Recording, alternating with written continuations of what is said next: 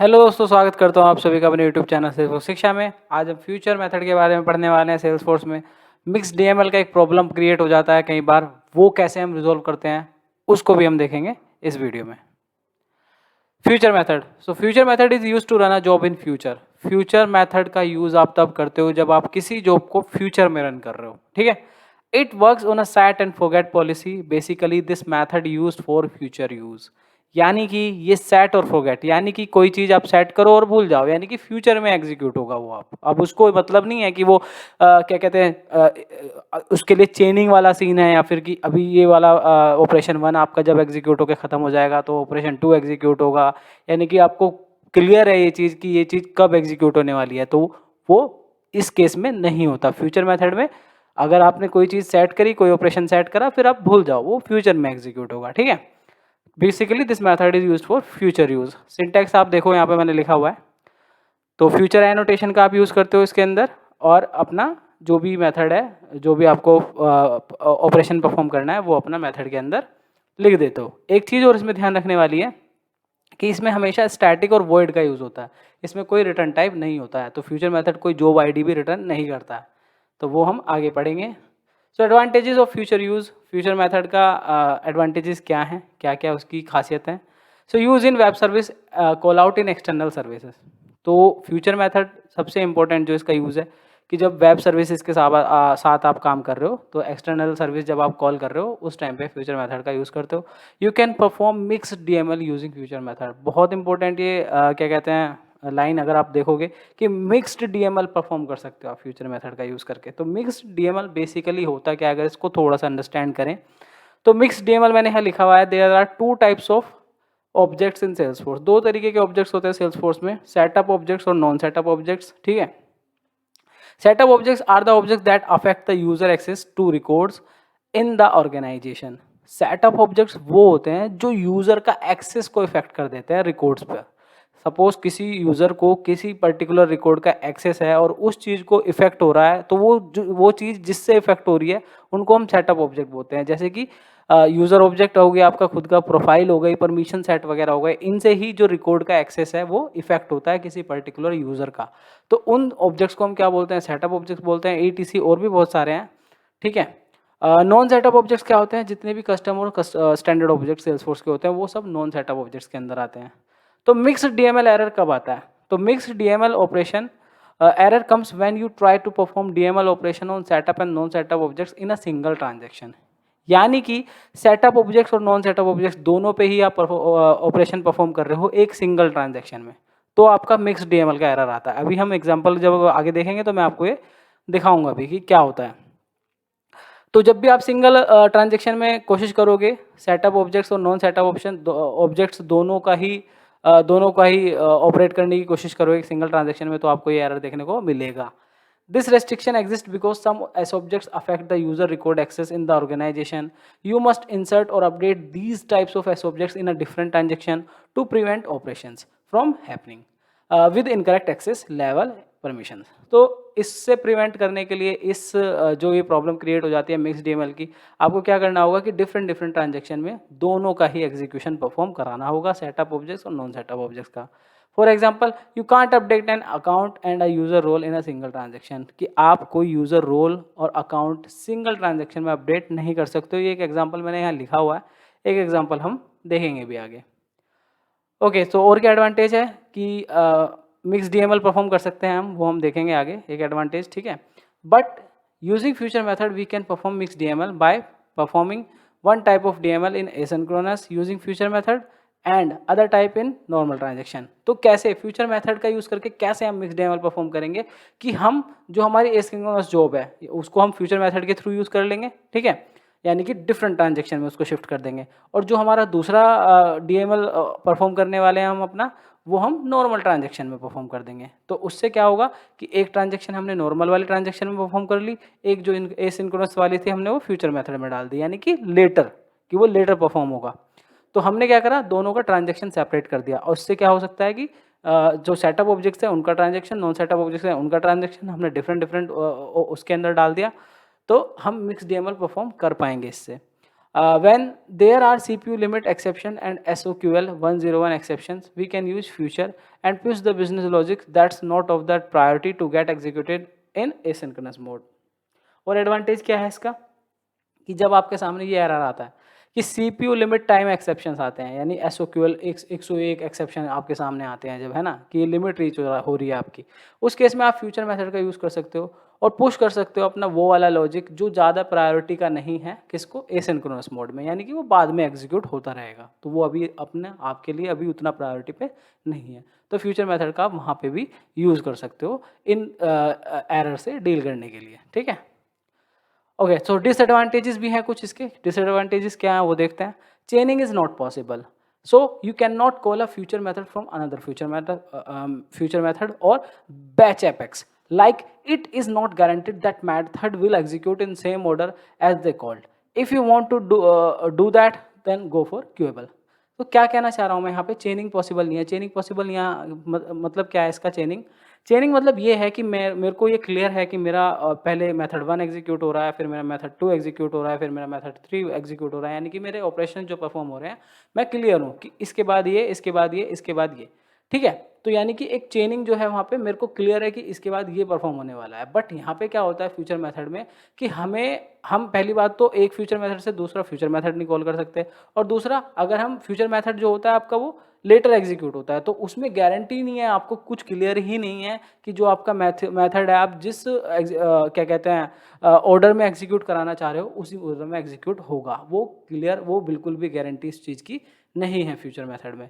तो अगर आपको वो चेनिंग वाली चीज़ करनी है तो आप उसके लिए क्या कर सकते हो, क्यूएबल का यूज़ कर सकते हो। क्यूएबल हम आगे पढ़ेंगे। So in a single transaction you can make only 50 future calls. तो ये भी ध्यान रखना है, इसकी जो डिसएडवांटेज है या फिर आप लिमिट भी कह सकते हो कि एक सिंगल ट्रांजेक्शन में मैक्सिमम 50 फ्यूचर कॉल आप कर सकते हो, ठीक है। Okay, so cannot monitor. Cannot monitor से मतलब मेरा क्या है कि मैथड ऑलवेज भी use as static and word. मैंने स्टार्टिंग में भी बताया था कि जो मैथड होता है हमेशा स्टैटिक और वर्ड यूज़ करोगे आप उस मेथड में, फ्यूचर मेथड में, अगर आप फ्यूचर एनोटेशन का यूज़ कर रहे हो। सो you can not return job ID, तो आप रिटर्न टाइप यूज़ ही नहीं कर रहे हो, तो आप जॉब आईडी जो है उसकी रिटर्न ही नहीं कर सकते हो। Then how can you monitor. And last है, you can not call future method using batch. आप बैच का यूज़ करके फ्यूचर मेथड को कॉल नहीं कर सकते हो, but you can call batch using future method. But आप बैच कॉल कर सकते हो फ्यूचर मेथड का यूज़ करके, ठीक है। तो वाइस वर्सा वाला सीन है।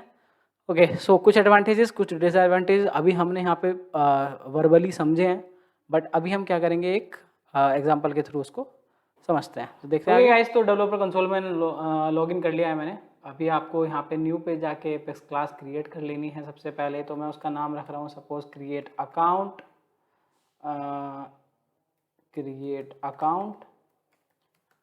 एंड, और हम क्या क्रिएट करेंगे यहाँ पे गाइस, अकाउंट के साथ साथ हम यूज़र भी क्रिएट करेंगे। तो क्रिएट अकाउंट एंड यूज़र।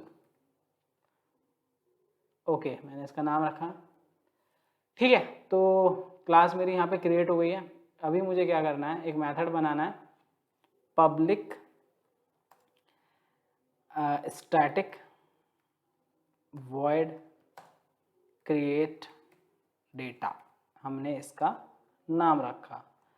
और इसको मैं अभी आपने देखा मैंने यहाँ पे जो स्टैटिक कीवर्ड का भी यूज़ किया है, वर्ड का भी यूज़ किया हुआ है, ठीक है।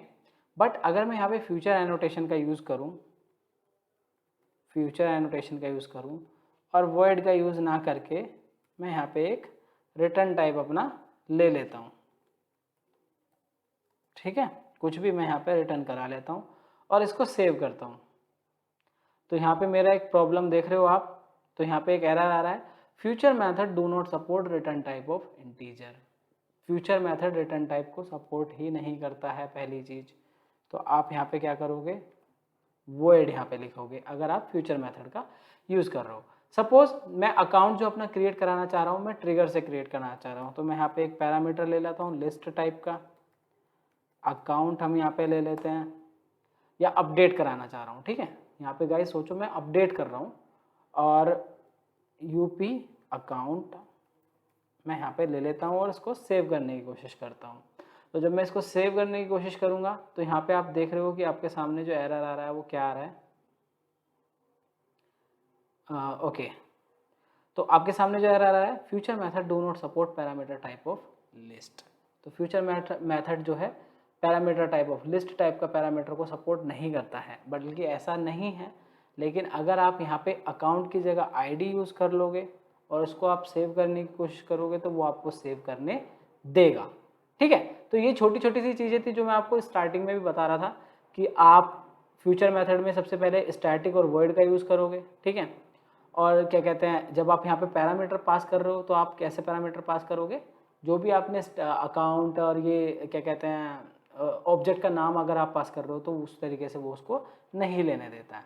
ठीक है, तो अगर हम वापस से अपनी फंक्शनैलिटी पे आएँ कि हम यहाँ पे परफॉर्म क्या करना चाह रहे हैं, अभी के लिए मैं फ्यूचर एनोटेशन हटा देता हूँ और मैं गाइज यहाँ पे सिंपल एक अकाउंट का इंस्टेंस क्रिएट करता हूँ। ठीक है, न्यू अकाउंट, और हम उसमें क्या करेंगे, AC dot name equals to Salesforce Shiksha. ठीक है, मैंने ये नाम डाला और इंसर्ट कर दिया इस अकाउंट को। तो सिंपल सा मैंने एक कोड लिखा, कुछ भी नहीं मैंने इसमें किया, अकाउंट का एक इंस्टेंस बनाया, उसमें नेम मैंने ऐड किया और उसको इंसर्ट करा दिया। ठीक है, अभी सेम ट्रांजैक्शन पे मैं क्या करना चाहूँ, मैं एक यूज़र का ऑब्जेक्ट भी इंसर्ट करना चाहता हूँ। तो यूज़र का भी मैं एक न्यू इंस्टेंस बना लेता हूँ, न्यू यूज़र। ओके, तो यूज़र के लिए मुझे सबसे पहले आपको पता होगा कि यूज़र में प्रोफाइल मैंडेटरी होती है पास करनी। तो हम प्रोफाइल को भी क्या कर लेते हैं, गेट कर लेते हैं। तो हम क्या करेंगे यहाँ पे, प्रोफाइल, एक second guys, profile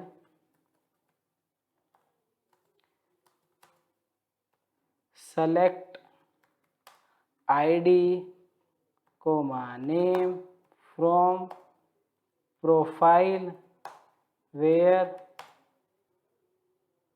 name equals to STANDARD standard user.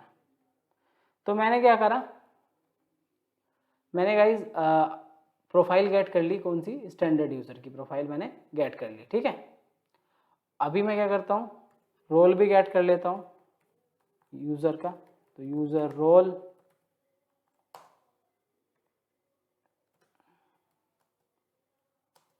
तो यहाँ पे भी मैं select ID comma name from user role where name equals to CEO। Suppose CEO का हम रोल भी गेट कर लेते हैं।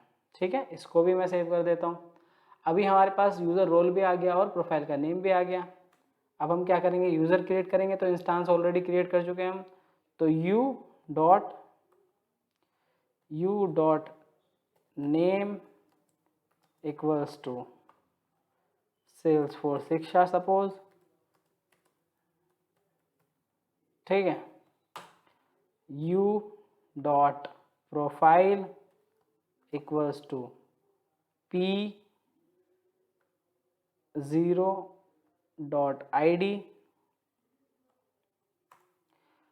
U dot role user role equals to U role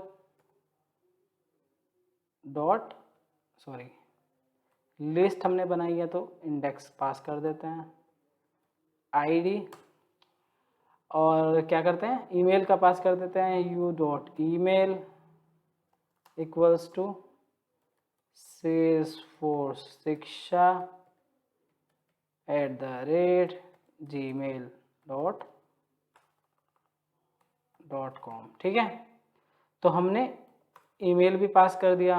अब यू डॉट, और क्या पास कर सकते हैं गाइस, हम यूज़र नेम सपोज पास कर देते हैं। सेम हम यूज़र नेम पास कर देते हैं जो हमारा ईमेल आईडी है। ठीक है, और इंसर्ट कर देते हैं हम अपना यूज़र को। ओके, सो ये राइटेबल नहीं है फील्ड, तो इसको हम क्या कर देते हैं, ब्रेक कर देते हैं first name and last name में। तो U dot last name, okay. तो हमने क्या करा गाइस, सिंगल ट्रांजैक्शन के अंदर मैं क्या कर रहा हूँ, एक अकाउंट क्रिएट कर रहा हूँ और साथ में एक यूज़र भी क्रिएट कर रहा हूँ, ठीक है। अभी कोई फ्यूचर मेथड यूज़ नहीं किया हमने। फ्यूचर मेथड तो हम यूज़ करेंगे अगर हमें डीएमएल का प्रॉब्लम आएगा उसको रिजॉल्व करने के लिए। तो अभी मैं बस आपको प्रॉब्लम क्रिएट करके दिखा रहा हूँ। तो अब मैं क्या करता हूँ, इस मेथड को एग्जीक्यूट अगर हम करेंगे तो हम एनोनिमस विंडो अपना ओपन कर लेते हैं और इसमें हम अपना इस मेथड को कॉल कर लेते हैं और लॉग्स पे मैं जाता हूँ, इसको मैं एग्जीक्यूट कर देता हूँ। तो जब आपने इसको एग्जीक्यूट करने की कोशिश करी तो स्क्रीन पे आपके सामने एरर आया, system dot D M L exception, insert failed first exception on row 0, first error, mixed DML ऑपरेशन, DML operation on setup object is not permitted after you have updated a non setup object और vice versa, ठीक है। तो mix DML का error आपके सामने क्यों आया गाइज, क्योंकि मैंने आपको सेटअप और नॉन सेटअप ऑब्जेक्ट अभी समझाए थे। यहाँ पे आप क्या कर रहे हो, अकाउंट को इंसर्ट करने की कोशिश कर रहे हो, ठीक है, और यहाँ पे आप क्या कर रहे हो, यूज़र का ऑब्जेक्ट क्रिएट करने की कोशिश कर रहे हो। तो आपने क्या करा, सेम टाइम पे आप सेटअप और नॉन सेटअप ऑब्जेक्ट पे ऑपरेशन परफॉर्म करने की जब आपने कोशिश करी तो आपके सामने मिक्स DML का एरर का क्या हो गया गाइज, आ गया, एक एरर क्रिएट होके आ गया। तो अब इस एरर को रिजोल्व करने के लिए आप क्या कर सकते हो, इस एरर को रिजोल्व करने के लिए मैंने आपको बताया था कि हम मिक्स्ड DML का यूज़ करेंगे। तो मिक्स्ड DML का यूज़ हम कैसे करेंगे वो भी मैं आपको बता देता हूँ, ठीक है। तो सेटअप अपना यूज़र ऑब्जेक्ट हो गया और नॉन सेटअप ऑब्जेक्ट अपना इसमें कौन सा हो गया गाइस, वो हो गया हमारा अकाउंट ऑब्जेक्ट, ठीक है। चलो तो इसको इससे बचने के लिए हम क्या करते हैं, एक फ्यूचर मेथड बनाते हैं। अच्छा एक सेकेंड, मैं क्या करता हूँ, इसके लिए एक मेथड बना देता हूँ यहाँ पे, नया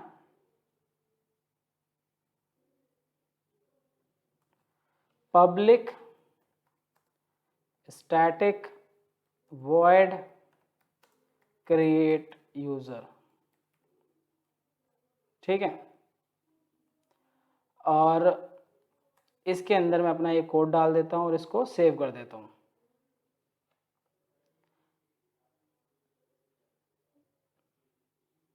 इसको सेव कर देते हैं, हो गया सेव। अब मैं क्या करता हूँ, इस मेथड को अपना फ्यूचर बना देता हूँ और ऊपर वाले मेथड को भी थोड़े टाइम के लिए फ्यूचर कर देते हैं। और हम क्या करते हैं गाइज, इस मेथड को ऊपर वाले मेथड में कॉल कर लेते हैं। अब देखते हैं, सेव करते हैं इसको, तो मेरा ये सेव हो गया कोड। इसको कॉल करते हैं,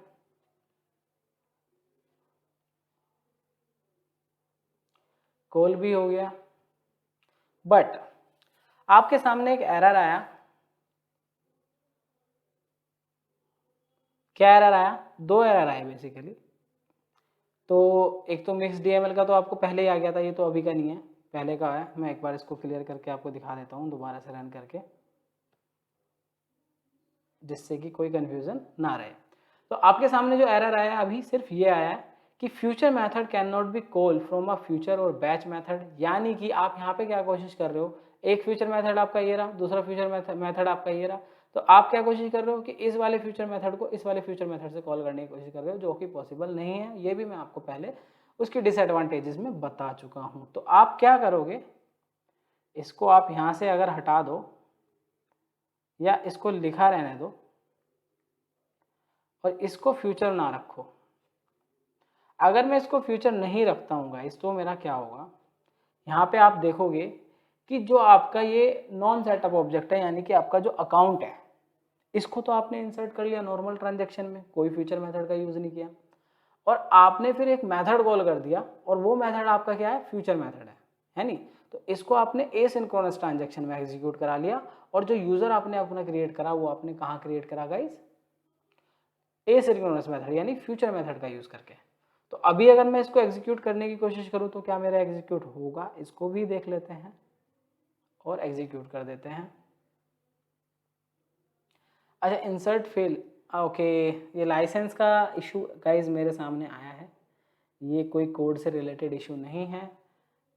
तो एक सेकंड में जाके अपना कंपनी इन्फॉर्मेशन में जाके, अदरवाइज़ हमें अपने लाइसेंस देखने पड़ेंगे कि कितने अवेलेबल हैं और कितने नहीं हैं, या फिर मैं आपको पहले वही दिखा देता हूँ, वो भी एक लर्निंग ही हो जाएगी कि आप किस तरीके से अपने ऑर्गेनाइजेशन में जो लाइसेंस अवेलेबल हैं वो चेक कर सकते हो। यहाँ पे कंपनी इन्फॉर्मेशन सेटअप पे डालोगे, कंपनी इन्फॉर्मेशन पे जाओगे तो यहाँ पे आपको सारे लाइसेंस यहाँ पे दिख रहे हैं कि टोटल लाइसेंस ये एक्सटर्नल ऐप लॉगिन के 20 थे, यूज़ एक भी नहीं किया हुआ है। स्टैंडर्ड प्लेटफॉर्म के, सेल्सफोर्स प्लेटफॉर्म के 3 थे, 2 मैं यूज़ कर चुका हूँ। सेल्सफोर्स के अपने पास 2 थे, दोनों मैं यूज़ कर चुका हूँ, ठीक है। तो अगर मैं स्टैंडर्ड प्लेटफॉर्म का मेरे पास एक अवेलेबल है सेल्सफोर्स प्लेटफॉर्म का, तो मैं इसको लेके जाता हूँ। हम इसकी प्रोफाइल कर देते हैं 1 second guys, standard platform user हम इसकी प्रोफाइल कर देते हैं। और इसको अभी मैं अगर सेव करके दोबारा से रन करने की कोशिश करूं तो ये मेरा कोड अभी सेव हो रहा है।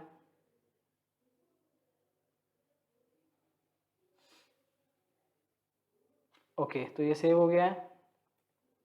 दोबारा से इसको एग्जीक्यूट करने की कोशिश करते हैं। ओके, तो रिक्वायर्ड फील्ड आर मिसिंग। तो अभी आप यहाँ पे देखोगे तो कुछ और रिक्वायर्ड फील्ड होते हैं जब हम अपना यूज़र को इंसर्ट कर रहे होते हैं। तो आप देखोगे, मैं इस पर क्लिक करता हूँ। 1 सेकेंड गाइज, फ़िल्टर आप कैसे करोगे, फ़िल्टर पे जाओगे, यहाँ पे अगर आप इंसर्ट डालोगे और उसको फिर अनचेक कर दोगे तो वहाँ पे आप देखो तो टाइम जोन और ईमेल इनकोडिंग, लैंग्वेज, एलियास, ये सारी चीज़ें आपकी क्या हैं, मैंडेटरी हैं। तो हम इन सब को पास करेंगे जब हम यूज़र को क्रिएट कर रहे हैं। तो मैं ये सारी डिटेल पास करता हूँ यहाँ पे। तो दोबारा से एग्जीक्यूट करते हैं और देखते हैं। ओके, तो मेरा गाइस सक्सेसफुली कोड रन हो गया है, आप देख रहे हो। तो यहाँ पे आप एक चीज़ और नोटिस करो कि यहाँ पे जो लोग बन रहे हैं वो 2 लोग बन रहे हैं। तो वो 2 लोग क्यों बन रहे हैं मेरे? वो 2 लोग इसलिए बन रहे हैं कि यहाँ पे आप देख रहे हो कि इस एक कोड में आपके 2 ट्रांजैक्शन चल रहे हैं। एक आपका ये सिंक्रोनस ट्रांजैक्शन चल रहा है, एक आपका ये एसिंक्रोनस ट्रांजैक्शन चल रहा है। तो एसिंक्रोनस ट्रांजैक्शन का आपका ये फ्यूचर हैंडलर जो है ये वाला लोग बना है, ठीक है। तो ये आप देख रहे हो एक्सटर्नल फ्यूचर हैंडलर। और जो आपका सिंक्रोनस ट्रांजैक्शन है वो आपका ये, ठीक है, ये वाला जो लॉग बन रहा है वो आपका सिंक्रोनस ट्रांजैक्शन का बन रहा है, ठीक है। तो अभी हम जाके भी देख लेते हैं एक बार, अकाउंट मेरा क्रिएट हो गया होगा सेल्सफोर्स शिक्षा में। अगर इसको रिफ्रेश करूं और यूज़र भी मेरा क्रिएट होगा तो हम यूज़र भी जाके एक बार देख लेंगे। तो मैं अगर यहाँ पे डालूँ सेल्सफोर्स और इसको, सेल्सफोर्स शिक्षा पहले भी काफ़ी बने हुए थे, बट मैं अभी यहाँ पे क्रिएटेड डेट अगर डालूँ गाइज, यहाँ पे हम एक फ़िल्टर लगा लेते हैं, created date equals to today, ठीक है। अगर हमें आज का रिकॉर्ड देखने होते हैं तो आप फ़िल्टर ऐड कर सकते हो बेसिकली। और इसको सेव मैं अगर करूँगा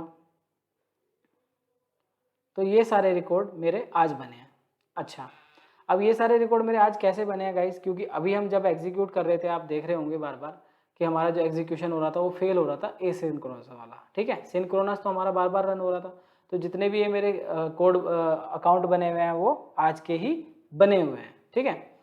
यूज़र पे मैं अगर जाऊँ, यूज़र में ओपन करूँ एक बार, इसको रिफ्रेश कर लेते हैं और यहाँ पे आप देखोगे तो सेल्सफोर्स शिक्षा ये आपको दिख रहा है, ये मेरा आज ही मैंने अभी अपना यूज़र क्रिएट किया इस पर्टिकुलर कोड का यूज़ करके। तो इस कोड का पर्पस सिर्फ मेरा समझाने का ये था, एक तो फ्यूचर मेथड आप कैसे यूज़ करते हो, क्या फ्यूचर मेथड का पर्पस होता है, किस तरीके की प्रॉब्लम आप रिजॉल्व कर सकते हो, और मिक्स डीएमएल का जो आपके सामने एरर आता है इसको आप कैसे रिजॉल्व कर सकते हो। तो ये 2 चीज़ें थी जो हमने इस कोड से आज सीखी। उम्मीद करता हूँ वीडियो आपको पसंद आया होगा। बने रहिए मेरे साथ इस सीरीज़ में। Keep watching and do subscribe my channel. Thank you.